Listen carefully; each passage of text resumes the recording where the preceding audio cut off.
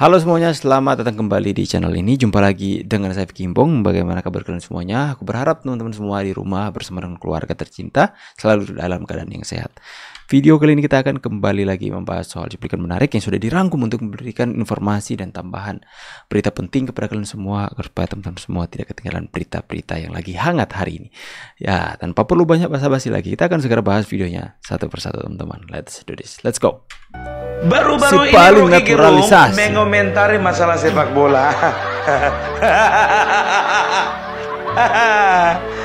Dan dia katakan apa? Bahwasanya kemenangan karena naturalisasi adalah kemenangan yang memasukkan sensasi. Dari mana kau tahu sensasi? Udah kawin rupanya kau. Nggak kan pernah orang tahu arti sensasi yang sebenarnya kalau nggak pernah kawin. So ngerti kau sensasi. Aduh, Rocky di kaku Opung berbelak. Tapi sayangnya ini Opung tolong mau kasih saran saja Opung. Itu musiknya terlalu besar Opung. Sampai suara Opung nggak kedengaran jelas. Oh iya. Oke, kita baca dulu. Untuk Ari Kriting, ini dari Bang Hasbil Mustaqim Lubis ya, yang mengatakan, bukan cuma Anda pemilik definisi demokrasi, Anda mengeneralisasi orang-orang yang berseberangan dengan Anda. Anda katakan mereka semua buzzer. Mental Anda belum siap untuk demokrasi. Bukti paling jelasnya adalah menurut kolom komentar akun TikTok Anda. Ya, buzzer ngamuk-ngamuk katanya, nggak dibukain. Ari, kenapa kau tutup kolom komentar? Kenapa? Anda belum siap untuk berdemokrasi. Anda mengatakan bahwa orang-orang yang berseberangan dengan Anda itu adalah buzzer. Saya jujurnya tidak terlalu bangga dan tidak euforia. Nih manusia Pak, pede banget. Emang saya bangga dengan Anda, woi, enggak. Komisi 5 DPR, Nuroji ke PSSI. Saya tidak terlalu bangga, yang main bukan Akam sih. Aduh, ini kader Gerindra yang sudah ditegur habis-habisan sama Gerindra dengan kemenangan-kemenangan PSSI, karena yang main bukan Akam sih, ya anak kampung sendiri. Ya. Sama di kampung saya juga saya membina sepak bola, pemuda sepak bola. Ya. Terus apa? Anda nggak penting naturalisasi juga. Jadi di kampung-kampung ada naturalisasi juga, Kak. Bingung saya. Di nasional Akam sih, ya sedikit di kampung juga ikut-ikutan sewa pemain. Saya bilang ini sih mau menunjukkan dia katanya pembina sepak bola di kampung. Terus apa? Kalau Anda memang pembina sepak bola, berarti Anda menyatakan secara tidak langsung Anda adalah pecinta sepak bola. Tapi kenapa Anda pecinta sepak bola? Apa yang sudah diraih oleh timnas Indonesia hari ini Anda nyinyiri? Anda katakan Anda tidak bangga. Anda pergi saja sana, nggak usah menjadi warga negara Indonesia. Udah jadi apa tadi ya? Nggak membanggakan lah kalau buat saya. Saya jujurnya tidak terlalu bangga. Coba kalian hashtag akun Pak Prabowo Subianto dan tolong kalian bilang sama Pak Prabowo, Pak Prabowo, anak buah satu ini tolong dikondisikan. Ya, Pak Prabowo orangnya sangat bangga dengan timnas Indonesia hari ini, cinta dengan timnas Indonesia siapapun yang membelanya. Tapi anak buah Pak Prabowo satu ini enggak masuk ya. Ini kenapa setelah usai Rocky Gerung hadir, manusia ini timbul lagi? Oh tolong, kayak apa nih orang-orang ini? Aduh, memang ribut lagi soal naturalisasi. Oh tolong. Kenapa ini orang-orang ini? Kita lupakan perbedaan yang kemarin, mungkin kita beda pendapat, beda apapun itu. Gimana? Lupakan. Bukannya yang bikin jargon Indonesia sedang tidak baik-baik saja itu Anda dan kelompok Anda. Jadi kan kita tuh sebagai masyarakat melihat gitu loh. Melihat, oh Indonesia sedang tidak baik-baik saja.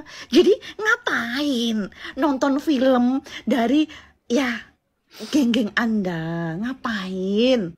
Ketika Anda dan teman-teman Anda itu turun ke jalan, demo, teriak-teriak, Indonesia sedang tidak baik-baik saja, mengaku anak timur. Hey, berarti Anda melupakan bahwasannya Pak Jokowi itu memperhatikan orang-orang timur loh.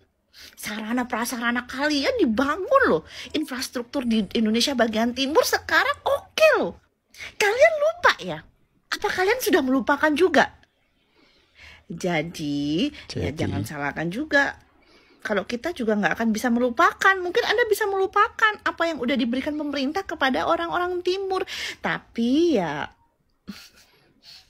kami tidak akan melupakan apa yang kalian lakukan. Jadi, hasil dari kalian demo adalah membuka mata kami bahwasannya ya Indonesia memang tidak baik-baik saja. Nah, ngapain kalian suruh nonton? Gak usah Ya? nonton. Kalau misalkan kami nonton, ngeluarin duitnya buat kalian. Kalian tambah banyak duitnya. Kita, buat makan aja lah ya, lebih enak, Iya. lebih bermanfaat daripada beli tiket untuk nonton kalian. Dan yang paling kaya kalian dan yang punya si Arik Riting, Ernest. Ngapain? Mereka sudah kaya, jadi nggak usah lah ya, buat kita makan aja. Oke? Ya kata Ari, ayo teman-teman segerakan untuk nonton. Mau Jo? Segerakan untuk nonton. Katanya peringatan darurat. Semenjak Bapak Joko Widodo menjabat sebagai presiden di negeri ini selama lebih kurang 10 tahun, ada satu tradisi yang terbangun di negeri ini, yaitu tradisi menghina, mencaci, memaki, dan memfitnah kepala negara.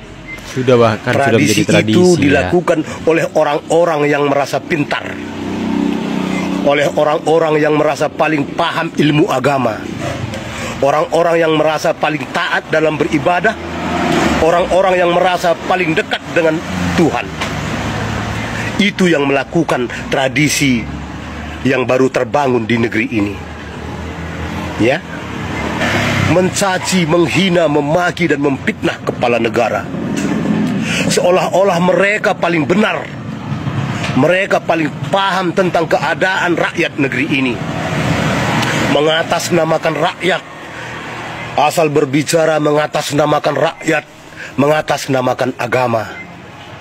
Ya, merasa ulama, merasa ustadz, merasa kiai, padahal mereka lah kumpulan manusia paling biadab di negeri ini. Ya, membawa-bawa nama agama, mengatakan membela agama, membela Al-Quran dan membela Islam, padahal mereka semua hanya membela nafsu serakahnya. Ya, karena di zaman Bapak Joko Widodo mereka tidak bisa berbuat apa-apa untuk melakukan menguras habis harta kekayaan negeri ini. Di zaman Bapak Joko Widodo, ormas-ormas radikal dibekukan, tidak bisa bergerak banyak untuk membodoh-bodohi rakyat negeri ini dengan mengatasnamakan agama, tradisi, mencaci, menghina, memaki, dan memfitnah kepala negara menjamur di negeri ini 10 tahun terakhir ini.